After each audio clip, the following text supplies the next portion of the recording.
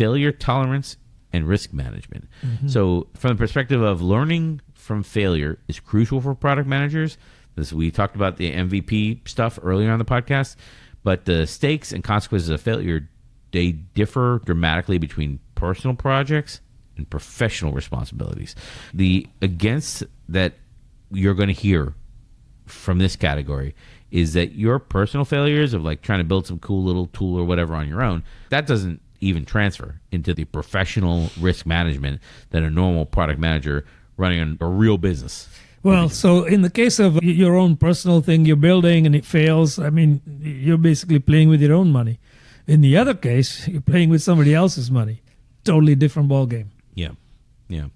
Well, there's a lot of very valid against here that would say like, hey, your personal failure doesn't transfer professionally because the scale is too big for your own personal money versus like your company's money. Sure. Personal failures don't affect the future of your career, your entire team, possibly company, and they don't affect the larger company for a long-term scale like they would if you were doing this professionally. Right. That'd be the immediate pushback on this one. And then you're saying that this is a fun thing. You're trying to build something, and if it doesn't work out, you can just abandon it. That would be, so like this personal project, like you can just abandon it. There's no consequences. Like you can't walk away. The only thing you've invested is a lot of time, right? And you just say, well, that's fine. Yeah. I'm going to move on. You can't do that in a professional setting. And also, when you're doing something for yourself, like there's no organizational change management involved. Right. So when you're multiple teams implementing things, you have change management between the teams. You have like the team topologies, kind of like what team does what are the borders, when do we... Yeah, things like dependencies even, right? You have none if you're working for yourself. Right. It's just a question of prioritization. But yeah, again, in the real world, you have dependencies that need to be met for you to continue, but you also have to meet someone else's dependency. So yeah, that is huge. You don't learn any of that. I think that's a legitimate against here. That's kind of a mark against you here. I penciled in a few like, hey, self-building creates a safe space for failure more so than in your professional career, because you can really take some wild risks, some big swings, and the cost of losing or going down a wrong path, even if you say like, oh, I know the MVP didn't hit with these customers or people are not saying or whatever, but I'm going to build it anyway. Like you can do that, and the risk of losing it all is like super low. Yeah. Because we're talking pennies. Sure. So that's the other side of this, allowing yourself to fail fast and cheap without impacting your career or your team or having to fire a bunch of employees or whatever. Right. Okay, well, that's an advantage. And having those failures and saying, like, why did the failure happen? And coming to those learnings, I would say that does transfer professionally. That'd be my argument.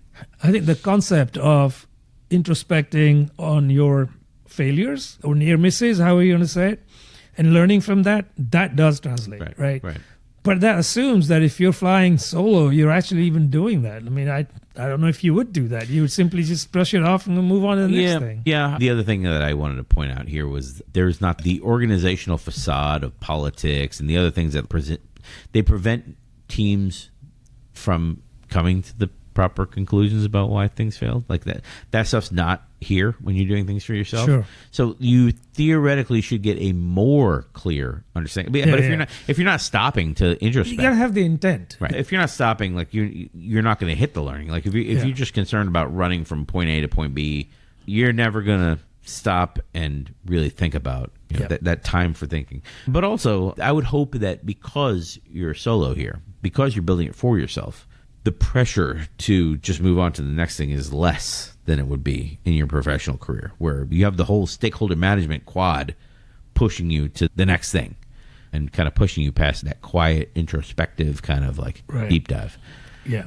Maybe if I have a takeaway here, it's if your personal project fails, I would try to approach it with a professional response.